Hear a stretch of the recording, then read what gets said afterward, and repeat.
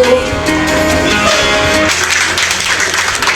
Gusto ko din magpasalamat sa espesyal na taong naging parte ng journey ko na to. Sa Team Kalingap, ang aking partner na si Kuya Jomar, sa pagdadyagang sa akin for always being there, at sa pag-aalalay sa akin sa vlog tuwing hindi ako makapagsalita sa hiya. Pasensya na kung minsan hindi kita masabayan.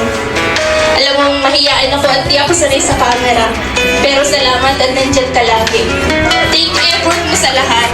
Tuwing vlogs natin at ng photoshoot, itong preparation sa debut ko. Thank you sa heartwarming message mo nung nagpuyat ka para sa lubungin ang birthday ko.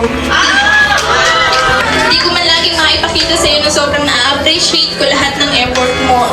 At grateful ako sa'yo sa pagdating mo sa buhay.